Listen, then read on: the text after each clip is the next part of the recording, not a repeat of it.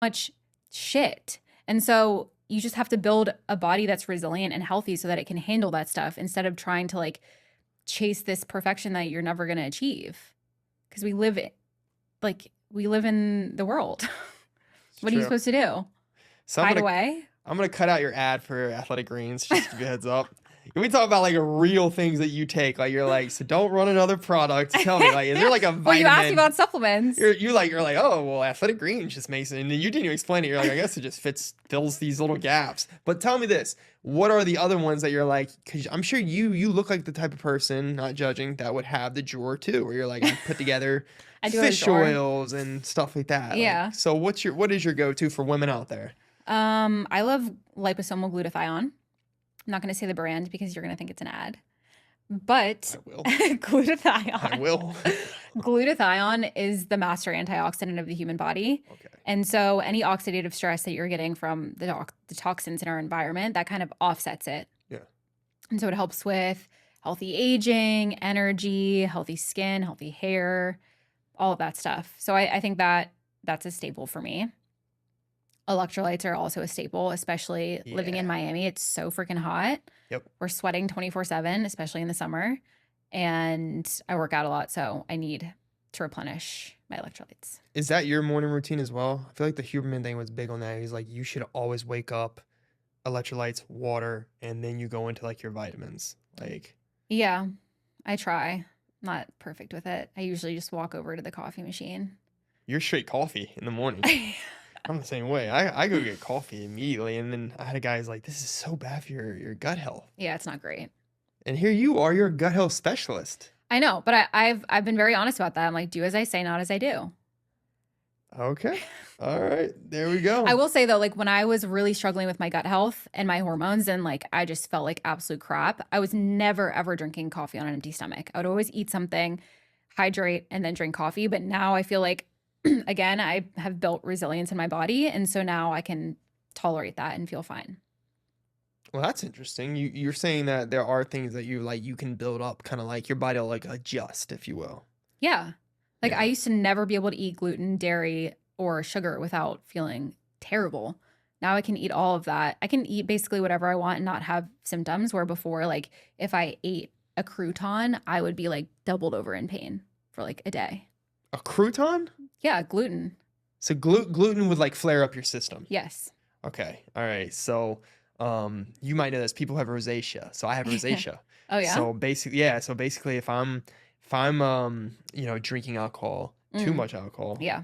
and then let's say I'm on a date, like normally the person I'm with will be like, "Man, you have some rosy cheeks," because You my get the cheeks, glow. yeah, they'll just get really rosy. Saunas.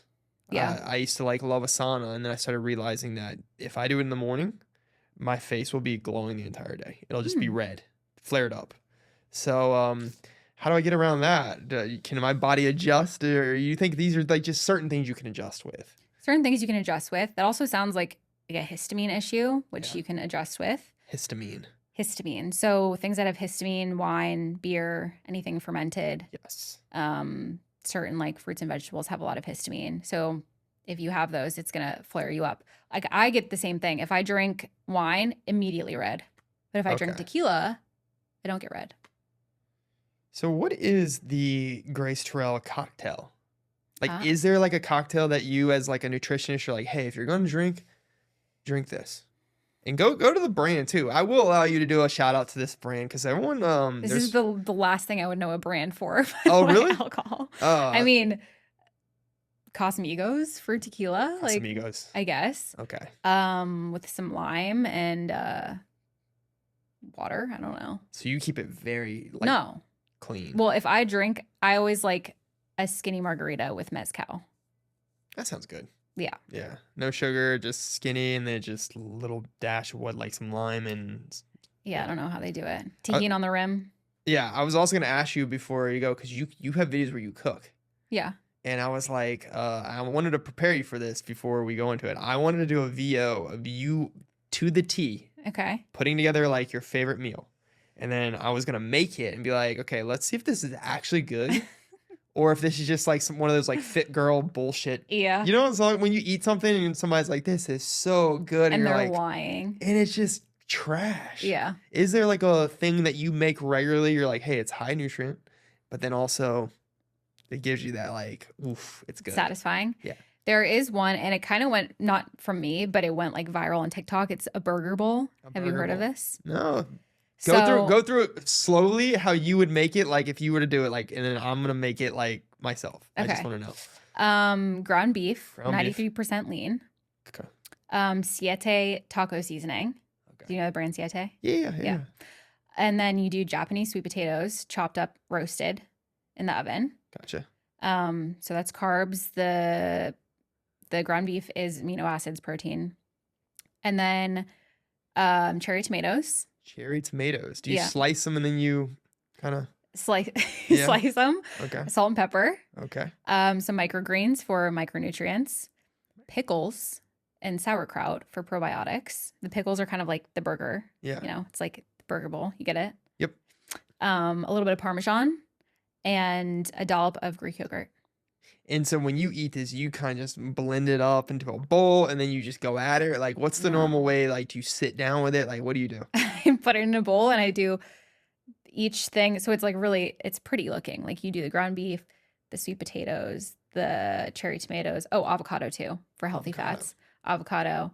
And it's like all a very colorful little bowl. Interesting. Yeah. You're big with aesthetics with before you eat, right? Like you present it to yourself and you're like, okay, cool. It looks clean and now I'm gonna eat it. Okay. All right. I get that. I It feel like has to look nice. I see so many girls do that. And I'm like, do you even eat it? Like, do you just take a photo and you hand it off to your course I dad? eat it. Like, yeah, I don't know. To like, your dad. it always looks like it's like more of like an art presentation than it is like an actual, meal that you're eating. But anyway, let's go into the thing that you were talking about earlier, which was like the lactose thing. Because this is something that also drew my eye. Because I had read that 70-80% of all Americans are like lactose intolerant. Like we shouldn't even be having milk. Huh. So you feel as if at one point anything related to like milk, cheese, any of that, it was screwing you up. Yeah. But then you adjusted by slowly introducing in different ways. How'd you do this? Well, there are different enzymes in our digestive system that break down lactose. Yeah. Some people in certain parts of the world don't have as many of those enzymes, and that's why they're technically lactose intolerant. Yeah. It depends on your gut microbiome, how you're going to digest everything, right? Yeah. And so if you have an overgrowth of certain bacteria, parasites, pathogens, you don't have enough stomach acid, you have too much stomach acid, like all of these things affect how you digest and break down food. Right. And so if you feel like you're lactose intolerant, of course, some people are lactose intolerant, but a lot of people, they just have a sensitivity to it because their digestive system hasn't been optimized. And once you optimize the environment of your gut, then you can digest a lot of things better. Okay, so you would go at it saying like we first have to optimize your gut enzymes and things like that actually attack the food when it's delivered to your system. Yeah. So when you go about introducing somebody to what you're doing, you start immediately with like, hey, let's structure out what you do for the last 2 weeks and let's adjust foods that fit your profile for your gut presence. Or am I kind of like in the Yeah, kind of. Yeah.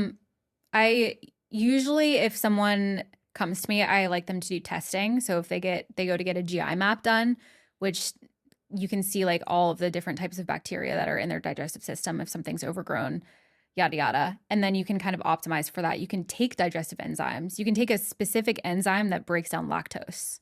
Okay. Like as a supplement. Yes. So that can help for a while as your body like adjusts. And then there's like a removal phase. You want to remove, all the things that are causing the inflammation, which may be dairy. You need to remove dairy for a while. Mm-hmm. And then you can, like you said, slowly introduce it again, and then your body adjusts to it. I've never heard of a GI test. Really? No. What is that? Like, how does that work? Do I have to go in and they stick like a needle in your gut biome? Like, how does it work?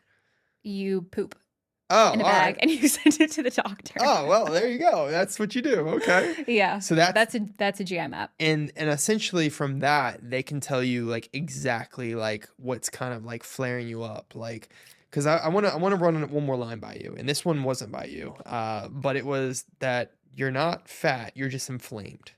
Like all fat is just inflammation. Thoughts? What do you think? Yes and no. I mean, that's not like actually correct, but like fat causes inflammation. Gotcha. And fat is inflammatory. Right.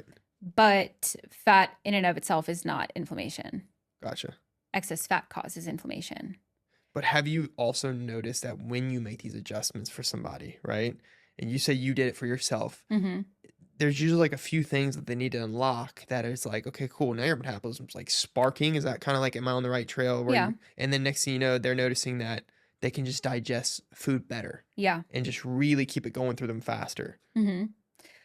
There's fat and then there's inflammation. Usually when someone like makes a lot of changes to their diet or lifestyle, they drop a lot of inflammation first. Yes. And so for example, like if someone's like, oh my God, I lost like 10 pounds the first 2 weeks, you are usually losing the inflammation, the extra water weight that you're carrying in your body. That's not all fat. Maybe some of it is, Yeah. but it's mostly inflammation.